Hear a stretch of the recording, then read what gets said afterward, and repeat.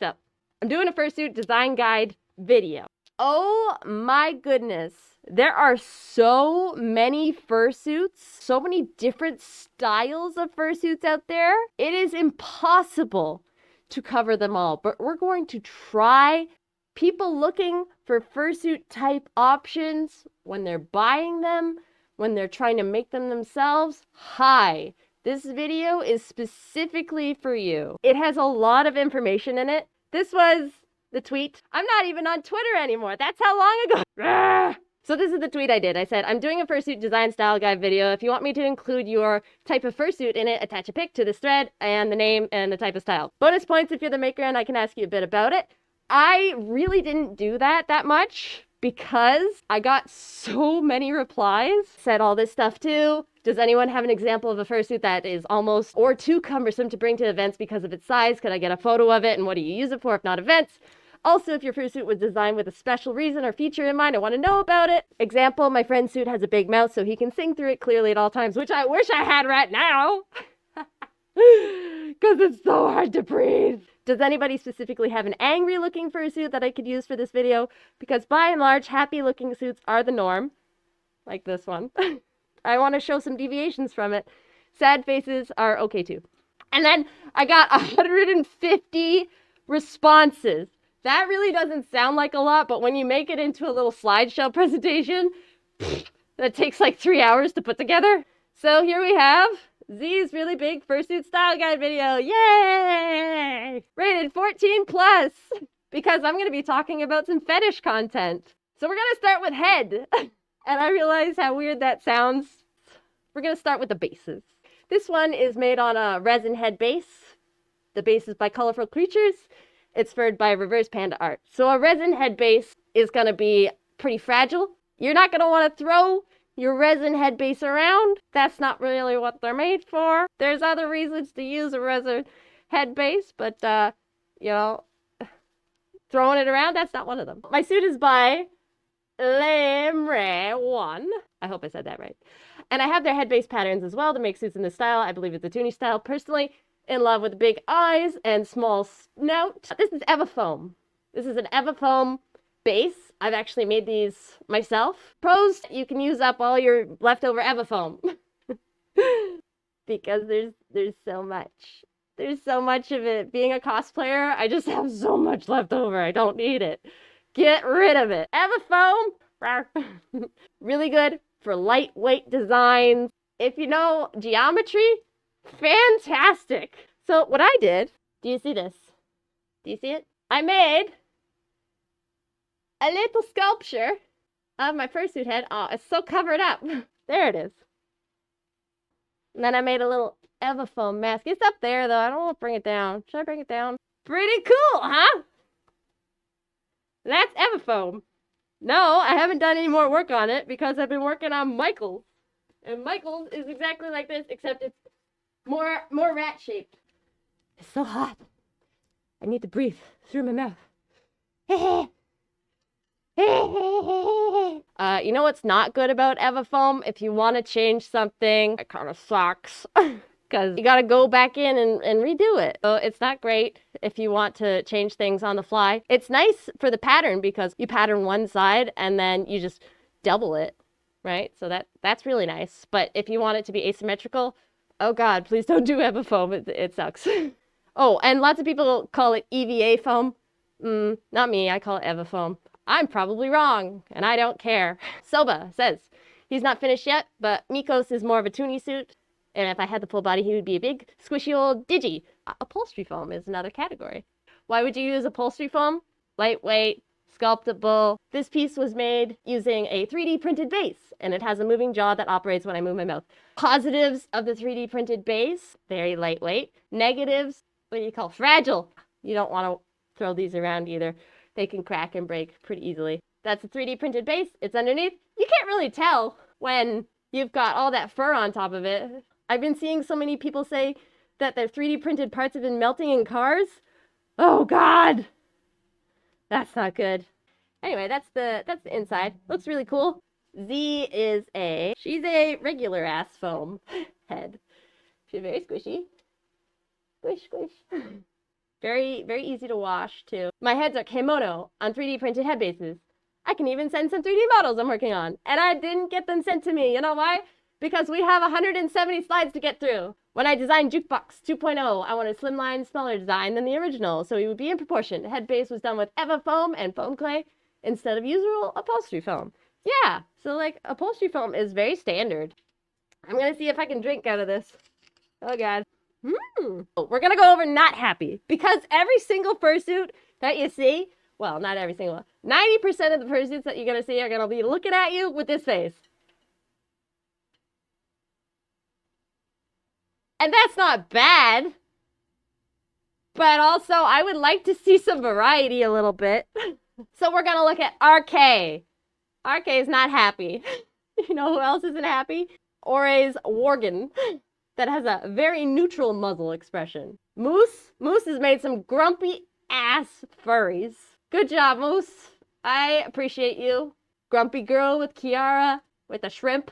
Birds sticks pieces of tape or paper or something. I don't know what those are. But he makes Birds a grumpy boy. Feathers has this sad Neopet lady from Lobito Works. Look at that. You don't have to be happy all the time with your furry face. A Stinky Critter is angry but cute. Monty says he looks like he's up to no good. Amaretto says I did this grumpy boy earlier this year. You don't have to be happy. Kiba's more grumpy than angry. It counts. I'm seeing a lot of grumpy, not necessarily a lot of angry. Morningstar says, here's my boy. I found that if I'm tilting my head down slightly for photos, Enzo can look somewhat intimidating, especially if I minimize the blood. This is an amazing suit, by the way. And we're just going to get a full screen there. Not quite angry, but pretty grumpy. Baron von Strand is a bitey, cranky creature. A grumpy tiger. Oh, I think a bird just hit the window. More grumpy than angry, but I still qualify. Here's Pumpkin. Yes, you count. Wild Dog Works, Angry Little Dude. Here are some different expressions. Blackjack the Grumpy Rhino Boy. Look at all these examples. We got Spay. Spay's suit's really cool. The gums push up to make the suit a little angry. Bushy-browed Who Dog. My fursuits allow for a wide range of expressions. We're going into the leg shapes now. So plantigrade. This is a padded planty to have a bit more of the digi shape without the movement restriction of being a full digi. Plantigrade suits are amazing for movement. Digigrade, they kind of suck to walk in. They might be a bit tight depending on how your suit is sewn to your body, but overall, they have the best movement. I prefer plantigrade. It is a personal preference sort of deal. I made a whole video on plantigrade versus digigrade if you want to go watch it. Another plantigrade suit, leg shape. Digigrade. This is not plantigrade. The key aspect of digigrade suits is they look like they're an animal. Well, not a raccoon, because raccoons are technically plantigrade. But they look like they walk on their digits. Yeah. How do I illustrate this? Plantigrade, digigrade. You get it? Plantigrade, digigrade. Here's a digigrade semi-Toony suit. I feel like she reflects my semi-realistic Toony art style pretty well. There's so many combinations happening here with Sheer. My baby is a digigrade Toony. I think she's pretty neat. Digigrade. The legs, they're big. They got padding on them.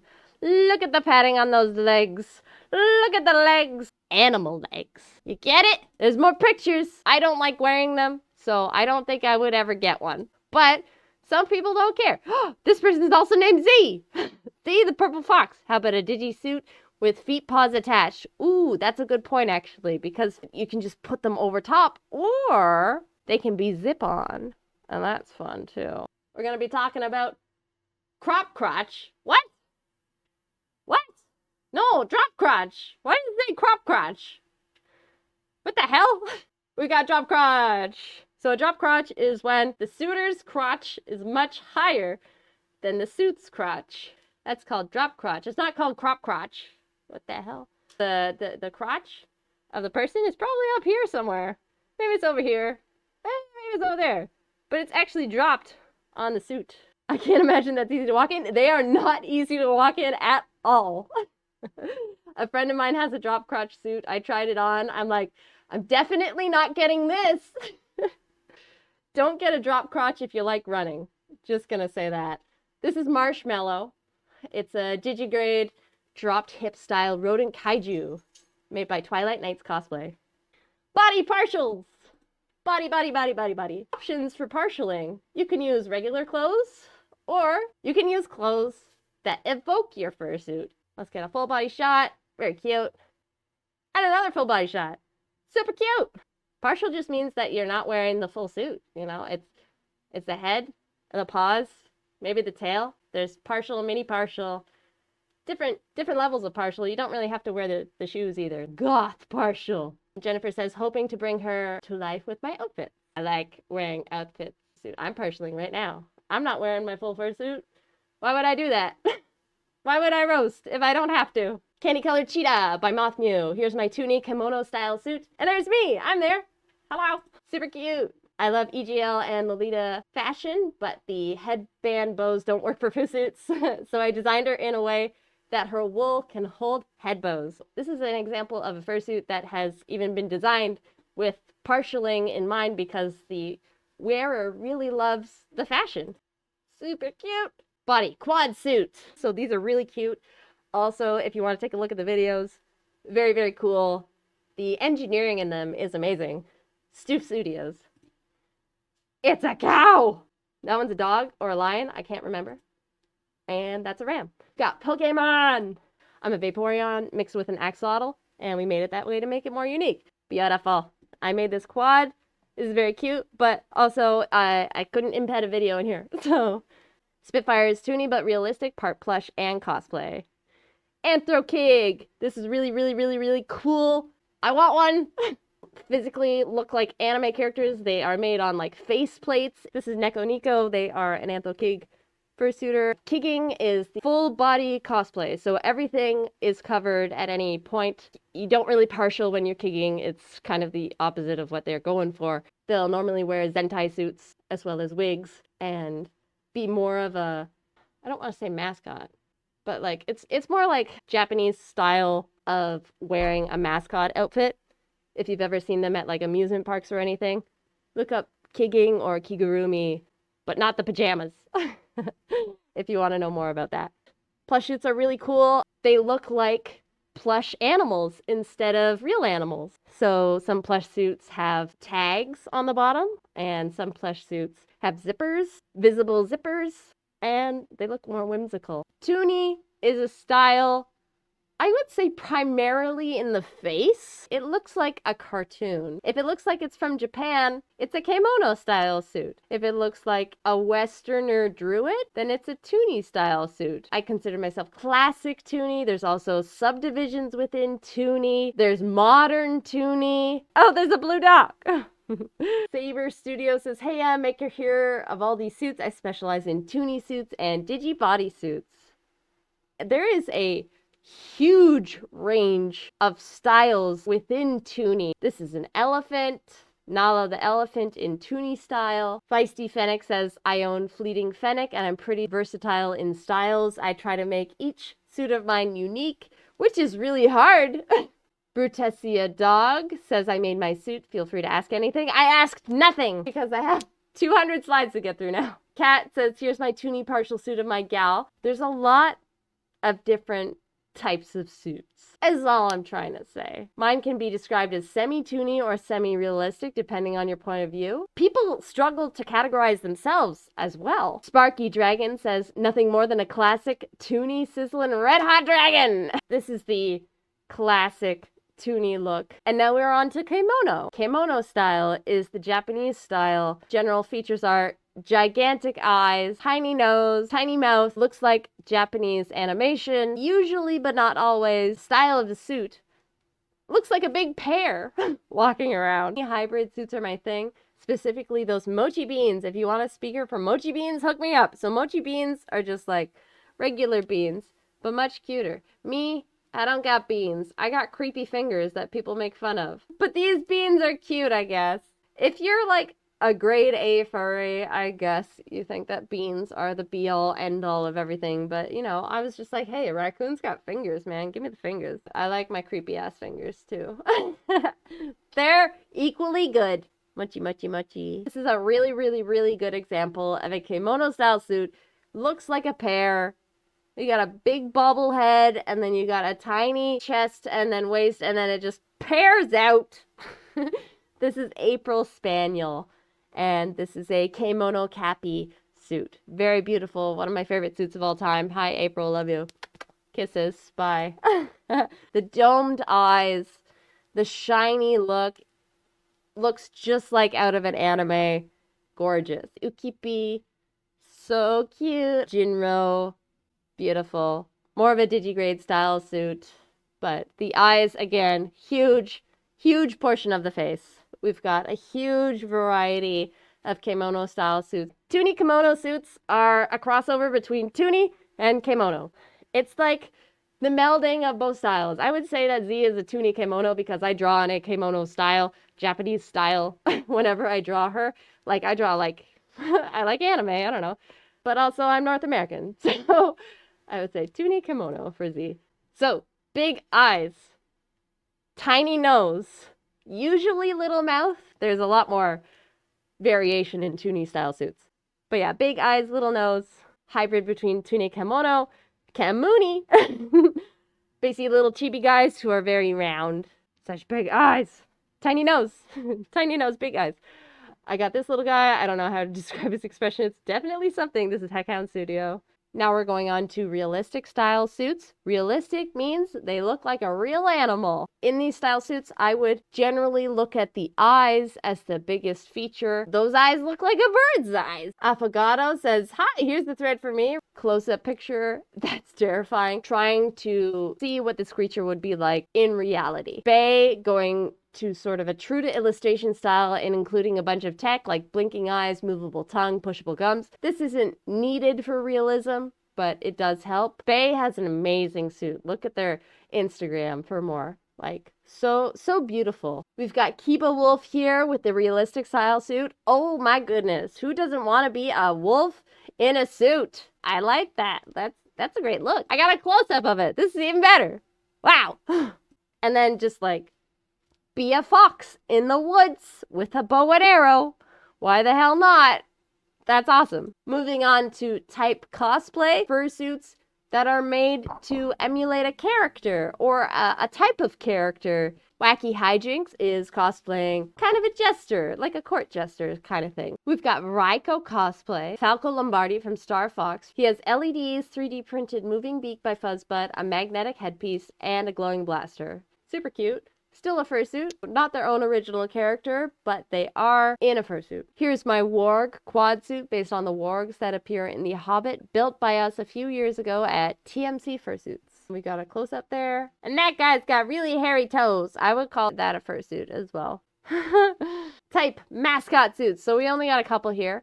We've got Danny Dingo, who's got an overly toony theme park character.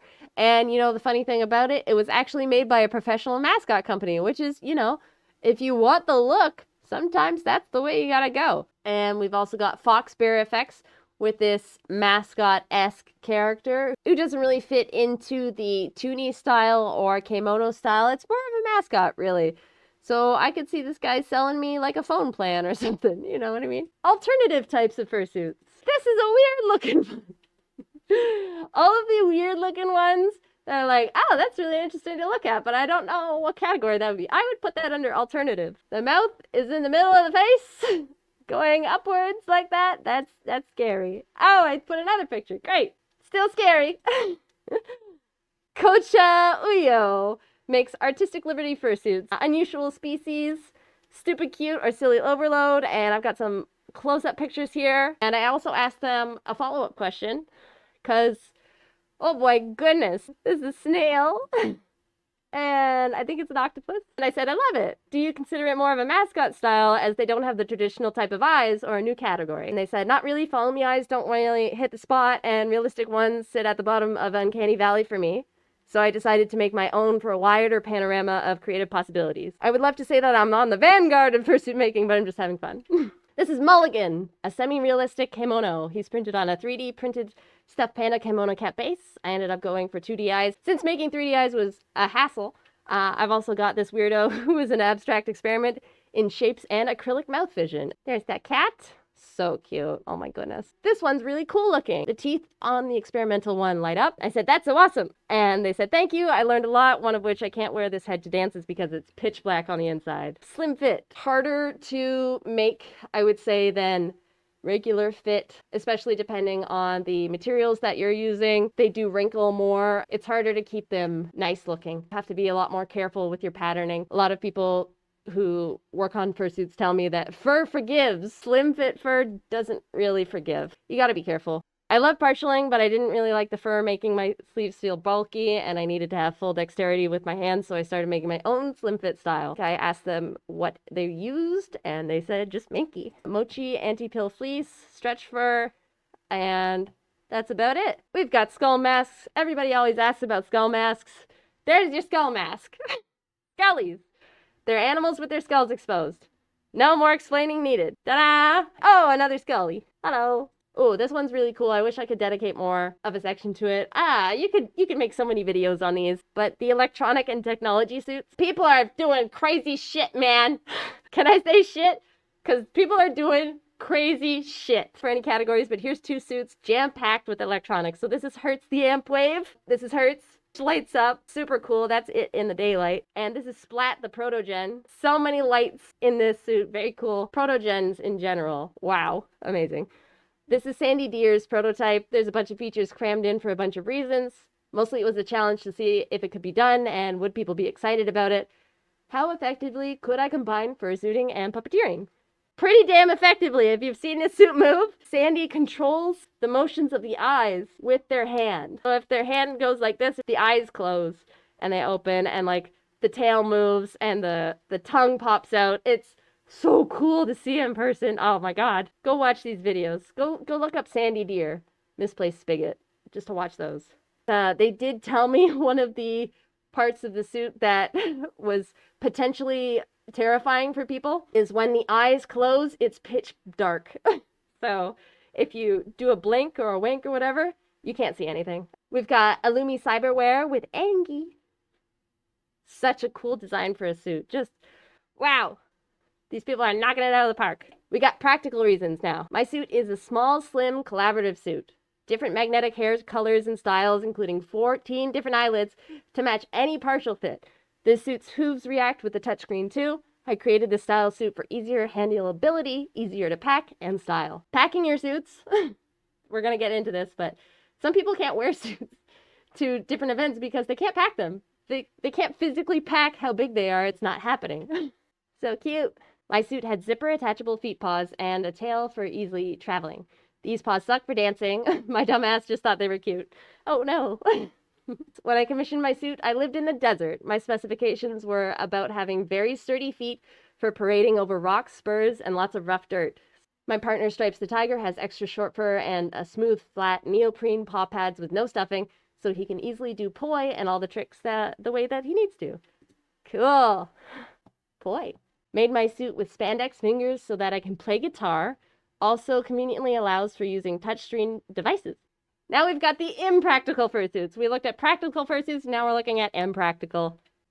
I said, does anyone have an example of a fursuit that is almost or too cumbersome to bring to events because of the size? And can I get a photo of it and what you do use it for, if not events? The pains of hand sewing. Pictures don't do him justice, but he's huge in person. We got a bunch of big suits. I have very big paws. Yep, those are some big paws. As much as the look, worth it a million times, wouldn't be a problem to bring around if it wasn't for my humongous tail.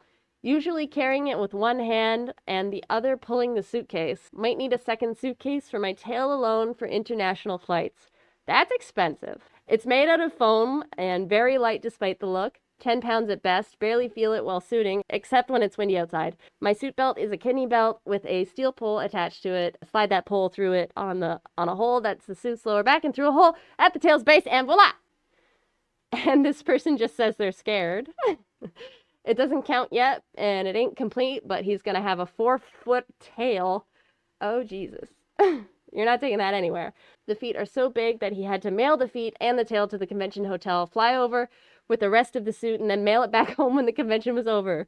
Shenanigans! My suit is monstrous because of my height. Shenanigans!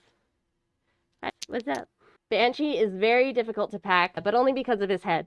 It's very large overall, but especially the ears. It's more rigid than most heads too, so I can't squish him down like my other ones. Advice for people who have fursuits that have really big ears. Make them detachable if you can. With earth magnets, possibly. If the ears are going to be so big that you can't put them in a bag, like a carry-on bag, the entire head, you might want to detach them. The paws are so huge they take up 95% of the space in my luggage. Oh my god. Luggage is the maximum size allowed for Via Rail. I love my Monty partial, but the bobble eyes fog up pretty fast, and the glasses make it extra blind. And the snout and floor dragger tail will cause casualties, and I only bring him to local events. It's a cute fursuit, but I can understand. Because whenever I wear my fursuit glasses as well, whenever I wear these, everything is red, and I can't see very well. I feel ya. Looks cool, but I feel ya. These tails are a pain. I manage though. Oh my god, there's so many tails. Pup's head is super big. I use the head at home, and the body is kind of 99% shelved, lol. And we've got a picture of Mr. Big Head. Special reason fursuit. Fursuits made for a special reason. So this one, they got 6 arms. What do I mean? They got 4 arms and 2 legs. That's cool. It's like attached to it with a little string. I work on zippable feet in my bodysuits and also making my heads extremely breathable. I choose fabrics that keep you the most cool, like sports active jersey. I wish I had some of that on me right now. I'm sweating. I'm dying. You will notice a lot of my sonas have black or dark colored feet. It's because I'm tired of dealing with white fur on feet. Makes sense. It's really hard to clean. Asymmetrical balance. I found the design around his right eye orbit as a striking feature to me. The 2 hearts on my suit are intentional, not to mention his color palette. One heart is in the same space as my tattoo, and the other is in a place of a future tattoo if something ever happened to my mom. His color palette is based off of the trans flag. My Sona has a stitch line going across her stomach, so I thought it would be cool to implement a little pouch, and I made some guts to go along with it too. That's gross! Nothing too crazy, but Pip was based on Panic at the Disco, specifically the Pray for the Wicked album, and features the album colors and their signature exclamation point. T-Sparkle 99's fursuit features a trace of her late dog's paw print that I stitched in her back. Unconventional materials. People use fleece, and a lot of people tell you not to use fleece because it's not very forgiving. It bunches in a weird way if you're not sure how to use it. The pilling over the years, not great, but different types of fleece can last longer, such as the case Zipner. The fursuit has Muppet fleecing and Tron fleece on the face and not fur. Noir says, I included Kodo creations for me. His suits are very horror-based and deserve more recognition. Of course, I'm a little biased because I own the green one, and we're just going to look at those. Pretty much all fleece, a foam base, 3D printed teeth and horns, rubber gums and tear ducts, lots of airbrushing, a ridiculous amount of LEDs, Eva foam ears, fleece and fur from Big Z fabric. A lot of cool stuff in there. Spicy 09 Leaf with a recently finished Toony mini partial of her girl Leaf. She's designed specifically to resemble my art style, and all of her fur is fleece. It can be done. It is less forgiving than fur, but oh man, the application, so many really, really cute applications, and I love seeing them. So cute. Oh my god. But again, you have to be really, really careful with your underbase because any wrinkles or anything will show through with fleece because it is so, I want to say the word not dense. It is so thin. Unconventional materials with silicone. The Use Your Own Eyes style by Animal FX International. I think it's quite unique and makes the character come to life with the performer's real eyes. It's a style frequently used in mascot suits in Mexico. Kind of creepy looking. But if you're going for creepy looking and like intimidating and stuff because the eyes are actually looking at you and moving, it's kind of like one of those moving paintings, the effect works really, really well. Like for these very intimidating Doberman style suits, yeah, I'm intimidated. I'm gonna run away. So it all depends on what you're looking for. Wolfie Wolferton. But the silicone mask community, we have a lot of animal masks. These are called pet suits. This one's from AliExpress. This is another unconventional style of fursuit. I actually got contacted to make one of Z, and I'm really interested in making one that is the most muscular possible because I feel like that would be fun. They're getting popular, the pet suits. I mean, they're very easy to wear, very good for party wear. I would say for the rave, instead of wearing your entire full suit, that's awesome. You can pack them very easily. Latex. Another reason why this is 14 plus. Even though latex is in lots of movies and stuff, like Batman wears a latex cape, latex is really reserved for kink gear a lot of the time. Some positives of latex are that it really doesn't get that hot, but it's hell to put on and hell to take off, I've heard, because I can't actually wear it. I don't have a latex allergy yet, but it is very, very possible, due to all of my allergies, that I will develop one very quickly if I am ever in the area of a lot of latex or start wearing it, because I am allergic to bananas. That cross reaction is bad. If you're allergic to bananas, don't wear latex. But yes, it is very cool. Cool to look at. Cool. I like looking at it. I will look at it from afar. This is a skunk. So cute. And I did a latex workshop. During that, they said, maybe you shouldn't come back here. And I said, oh, that sucks. But okay, I understand. Latex is actually, it's not synthetic. Like, it's related to bananas. I did ask for all of the positives and negatives to latex wear. There are a lot of positives, a lot of negatives. Biggest positive is that you get to be squeaky. Biggest negative is, yeah, all of the preparation for putting it on and taking it off, and you really need like somebody else to help you in a lot of situations. Unless you're very flexible. This is the deer. Super cute. Usability accommodations. Got Tokens, who has a disability accommodation. His suit has hidden pockets on both sides where the color tone changes, and they have special ports on them so that he can easily wire his pump through the suit and allow him to access it without taking it off or opening the bodysuit. I didn't want to assume, but I'm pretty sure that's for diabetes. My fursuit was made with my disability device in mind. My bodysuit unzips on the same side that my ostomy bag is on, so that if I have an ostomy bag emergency, I can unzip it and get to it without taking off the whole fursuit. I made my head especially to have loads of extra space inside around my face so that I can wear my glasses. I can't wear contacts, so this is how I can suit. Nossum opossum. My bodysuit has a pouch, both because it fits her species and because it's useful. Voxel was designed with magnets in the head base and his ears, so his ears can be removed for easier packing when traveling. Types of padding. Ours have sewn-in pockets for polyfill. Oh, those are some nice pockets. It's hard to get photos of the way I do padding, but basically I make a half pant-like shape and sew it into the bodysuit. It has a zipper on both the legs so that you can stuff and unstuff the thighs. This provides easy cleaning and no annoying pillows to put in. Ta-da! This is Coral Mano Kit. And their padding is very cool looking. Looks very professional. So cute.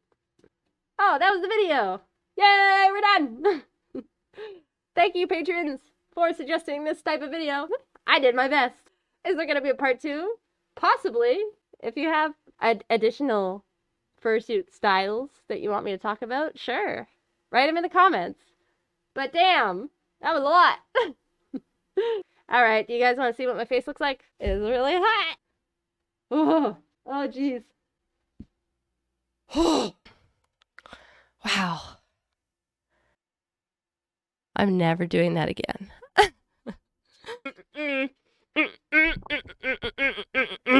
Leg shape. And make sure that I'm recording.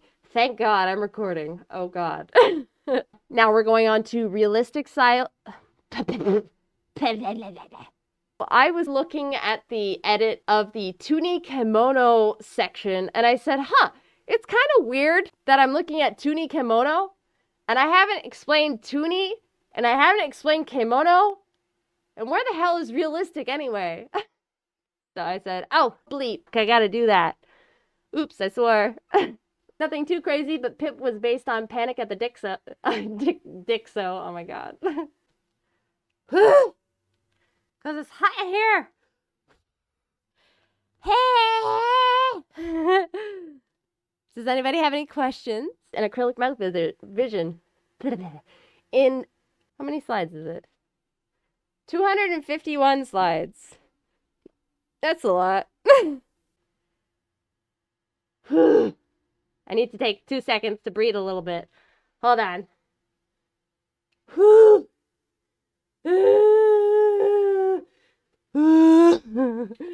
Not sure it's interesting enough for the video, but I want to share it because I'm proud of the work they put in, specifically the head. Specifically.